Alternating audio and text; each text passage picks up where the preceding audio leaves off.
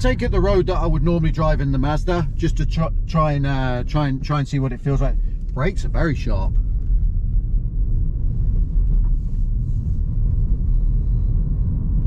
The dashboard is great. Dashboard looks really good. I like that.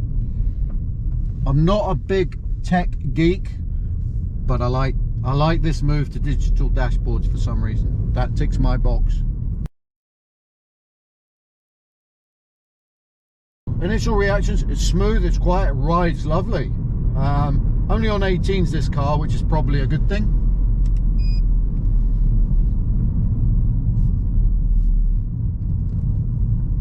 Rides very nice. Pedals are nicely spaced, ideal for me. Seating position's good. I've raked the steering wheel forward a wee bit because I'm only short. We could go on about all the bits and pieces it has got, but I'm sure there's plenty of people that will explain that to you a lot better than me. Let's just go and try and drive it, and like I said before, let's see if we can compare apples with pears, Golfs with Mazdas.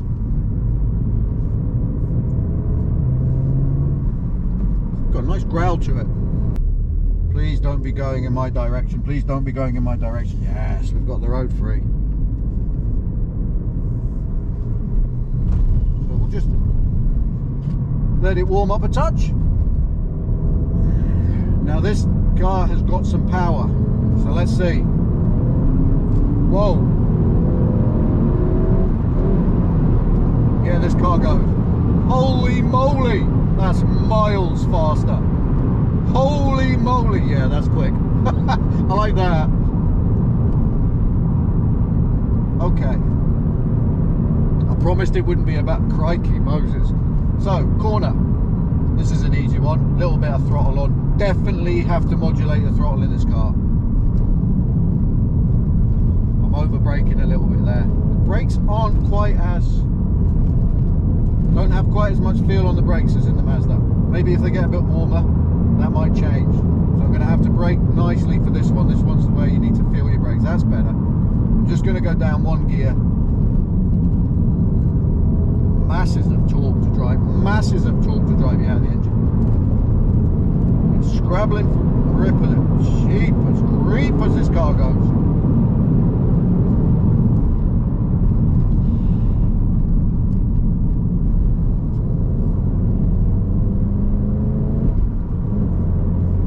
This is a sharpish corner. I'm going at sensible speed now. Crikey. Let's see how early you can.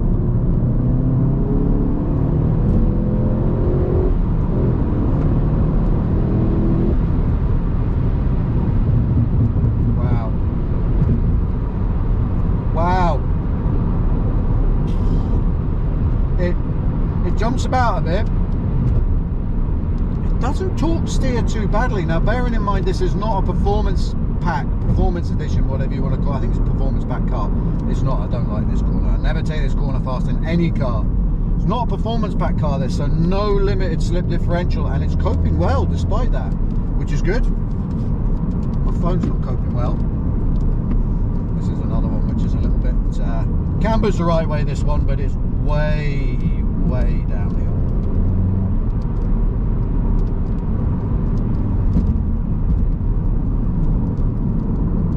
Gear change is fantastic. Just holding the throttle off till after the apex. The boost comes on quite slow and then strong. It's quite laggy. But when it comes on, boy, it comes on. These roads will give it, these corners are a little bit tighter. This will give it a little bit more of a challenge. I'm going to have to drive a little bit, get less obsessed by the power here. Get turned in sharp. Rolling on a little bit of throttle.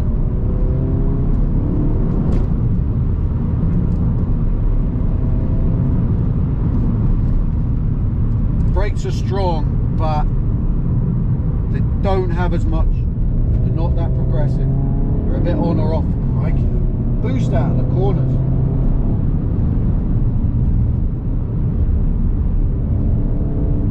To see what tyres this is on, because they're good.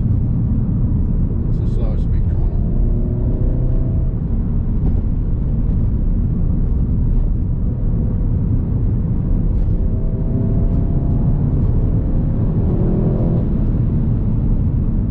brakes are strong, they're just hard to modulate. The throttle, you've got to be patient with the throttle.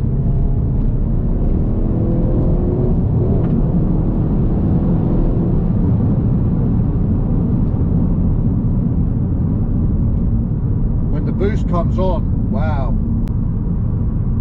view out of it's great.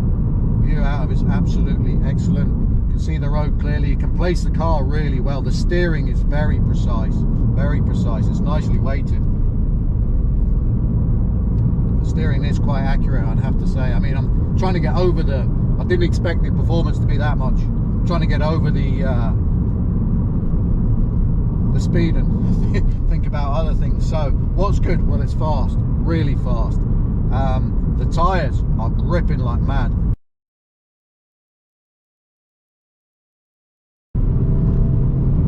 And you're just trying to give it some throttle, but not too much, because you don't want that boost to come in too hard.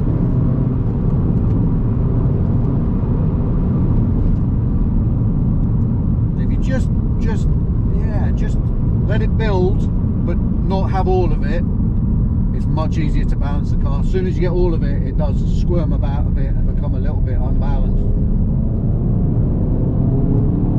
Traction control is flashing at me like mad. I'm in third gear.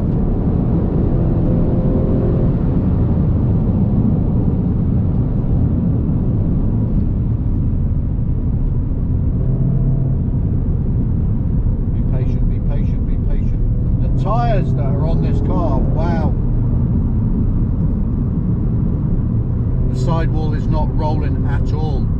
Just not understeering.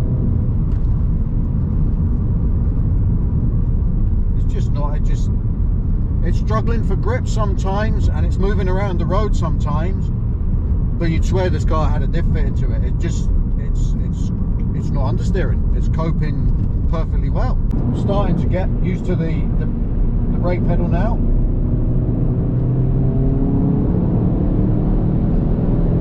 Yeah, it's about letting the boost build. You don't flatten the throttle. Put some throttle on, let the car get stable, and then you can give it the full whack. You want to let the boost build with this car, then it stays on side.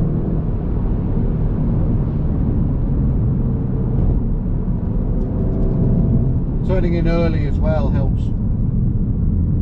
Put in there nice and early.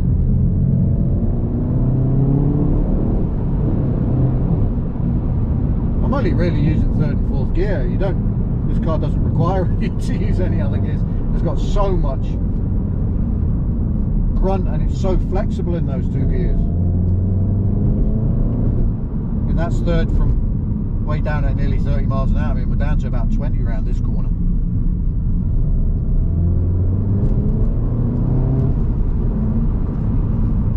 Turn it in early, yeah. It likes to turn in early.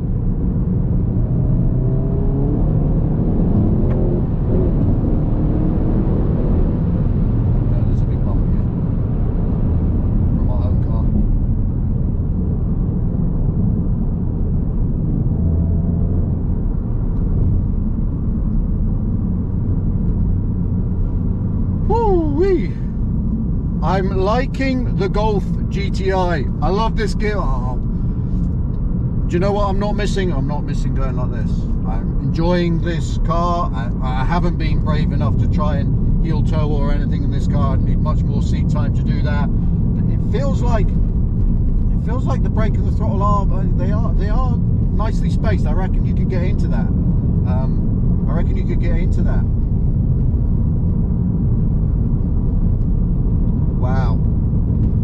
Wow though, in a straight line, I wasn't expecting that. That is bonkers fast. This car must surprise a lot of cars, because there's no badging on this car to explain to you that it has that much horsepower. So I think a few people would maybe be shocked. What about in compared with the Mazda MX-5? Well, this car's on a different performance level. This car is a different performance level. Okay, it's modified, and it's been modified very well. Whoever's set this car up has known exactly what they were doing and how to extract the most out of it. It's it doesn't brake. Its brake feel's not as good as the Mazda's. Its brake feel is, it's a bit on or off the brakes in this, hard to modulate. If I had this car, that would be something I'd look into. Wouldn't say it spoils things, but it just, the steering's so accurate, the gear change so precise that it kind of stands out. I would say I was braking earlier purely because I wasn't sure how much to brake. I guess as I owned the car and drove it more, I would become more familiar. The lack of differential, to me, I mean, we're driving the car now, and most of the time the car's going to be driven at a sensible pace because you have to be sensible. And the good thing about not having a diff is it's not tram lining, it's not fighting you just at you know, at 80-90% of the time you're using it. And the one time that you're pushing on,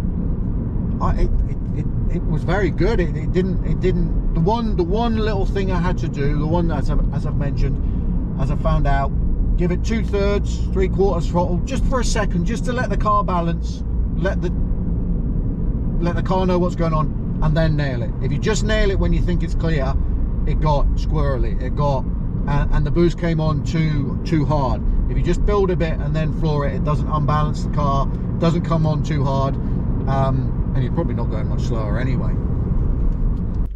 Great car, great car. What's not to love about it? So if you can share this with everybody else, hopefully they'll realize just what a great car this is as well. If you can subscribe down below, that would be fantastic. It really does help. It helps get content. It helps me speak to people, and they let me enjoy their cars. And if you can hit the like, any comments below. I'm not a hot hat expert, and I'm certainly not a